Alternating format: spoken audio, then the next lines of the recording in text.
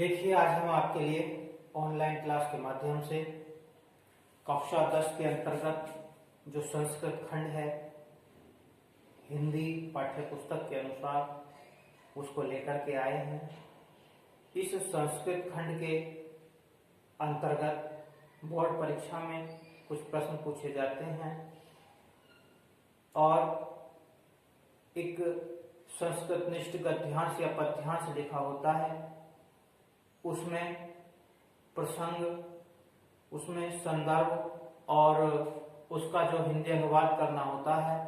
तो आज हम आपके लिए कक्षा 10 के अंतर्गत जो हिंदी का संस्कृत खंड है उसमें एक पाठ है वाराणसी बनारस, उसको लेकर के आए हैं। तो इसको समझने का प्रयास करेंगे, इसको पढ़ना है और फिर इसकी हिंदी व्याख्या भी हम आपको बताएंगे, हिंदी अनुवाद भी हम करेंगे। तो आप उसको समझने का प्रयत्न कीजिए। देखिए क्या कहा गया है। ये कक्षा 10 के अंतर्गत वाराणसी है, वाराणसी बनारस को कहा जाता है। प्रथम पाठ ही है। तो इसमें बताया गया है कि वाराणसी सुविख्याता प्राचीना नगरी, वाराणसी सुविख्याता प्राचीना नगरी। वाराणसी बहुत प्रसिद्ध, विख्यात, सुविख्यात कहते हैं बहुत प्रसिद्ध, प्राचीन कहते हैं पुरानी। तो वाराणसी जो नगरी है वह बहुत प्रसिद्ध और प्राचीन है। कैसी नगरी है? बहुत पुरानी है, बहुत प्राचीन है और प्रसिद्ध भी है। इयम विमल सलिल तरंगाया, इसके यहाँ पर बताया गया है कि यह है विमल सलिल तरंगाया। विमल कहते हैं जिसमें मल का अभाव हो, जिसमें गंदगी का अभाव हो, उसे विमल कहा जाता है। और सलिल कहते हैं शीतल, तरंगाया तरंगों वाली। तो यह जो नगरी है यह स्वच्छ और शीतल तरंगों वाली, लहरों वाली गंगा नदी, गंगाया गंगा नदी के कूले तट पर स्थित है। यानी कि यह किसके तट पर स्थित है? तट माने किनारा होता है। यह नगरी स्वच्छ जल वाली, जो गंगा की लहरें हैं, गंगा नदी की लहरें बहती हैं उसमें, तो उस नदी के किनारे क्या है? बसी हुई है, स्थित है, बसी हुई है। अस्या घट्टा नाम वलयाकृति, इसके जो घाट हैं वलयाकृति अर्थात घुमावदार आकृति, जो घाटों की घुमावदार आकृति है।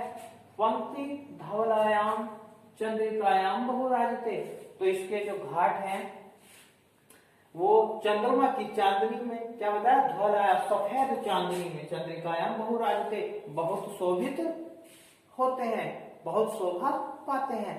इसके जो घाट हैं वो इस तरह से घुमावदार बने हुए हैं, पंक्तिबद्ध बने हुए हैं और जब चंद्रमा की चांदनी वहां पर उन पर पड़ती है तो वह बहुत ही शोभा पाते हैं।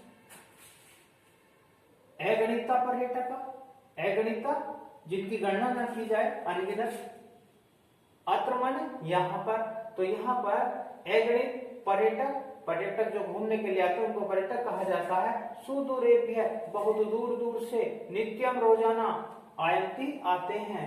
तो यहाँ पर दूर दूर से जो विदेशी हैं वह अनगिनत विदेशी हैं, वह रोजाना प्रतिदिन आयंती आते हैं, यहाँ पर भ्रमण करने के लिए आते हैं।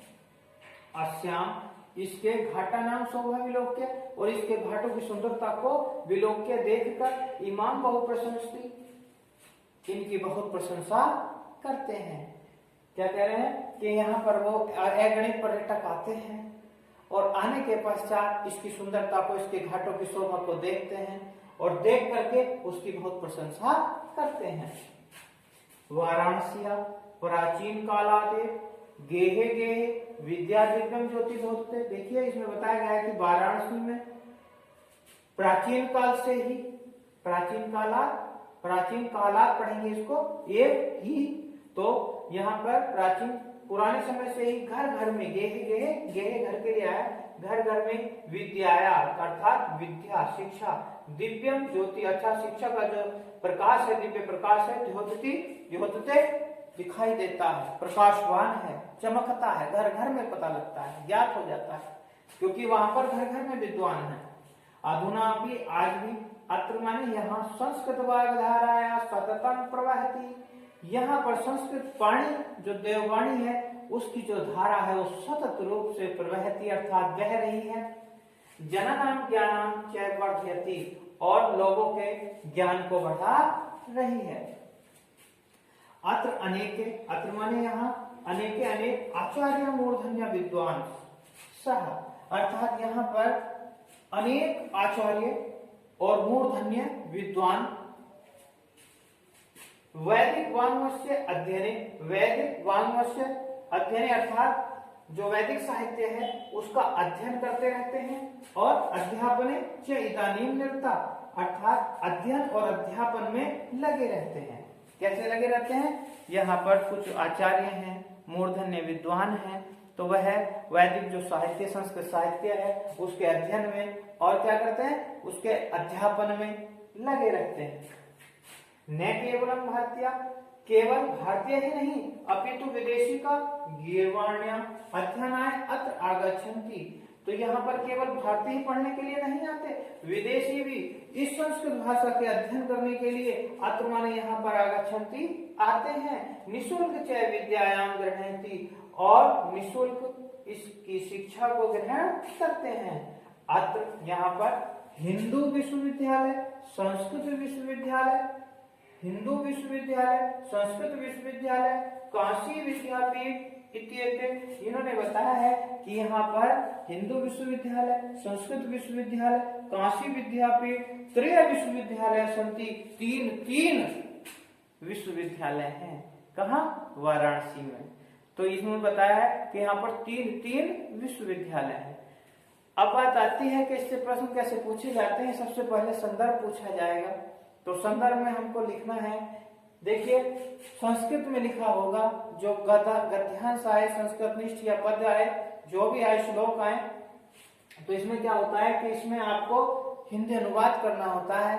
तो हिंदी अनुवाद हमने आपको बताया है, इस प्रकार से इसका हिंदी अनुवाद करेंगे। और यदि संदर्भ लिखना हो तो संदर्भ में हम लिख सकते हैं कि प्रस्तुत संस्कृत निष्ठ गद्यांश हमारी अध्ययनरत पाठ्य पुस्तक हिंदी संस्कृत खंड के वाराणसी नामक शीर्षक से अवतरित है। बस इतना ही हमें लिखना है, इसमें रचयिता लेखक का नाम हम नहीं लिखेंगे। अब क्या होता है, इसमें फिर हिंदी अनुवाद हेडिंग लिखनी है, और हिंदी अनुवाद हमें करना है जिस प्रकार से आपको इसका अर्थ बताया गया है, हिंदी अनुवाद बताया गया है, तो आप इसी प्रकार से इसका हिंदी में अनुवाद कर देंगे, और आपका सरलता पूर्वक यह जो संस्कृत का अध्याय है इससे संबंधित जो भी प्रश्न आते हैं वह हल हो सकेंगे। इसका कुछ भाग शेष है, वह हम दूसरे भाग में लेकर के आएंगे शीघ्र ही, और आपको उससे संबंधित जो हिंदी अनुवाद है उसके बारे में बताएंगे। तत्पश्चात कुछ प्रश्न भी पूछे जाते हैं, तो उन प्रश्न और उत्तर को भी हम लेकर के अति शीघ्र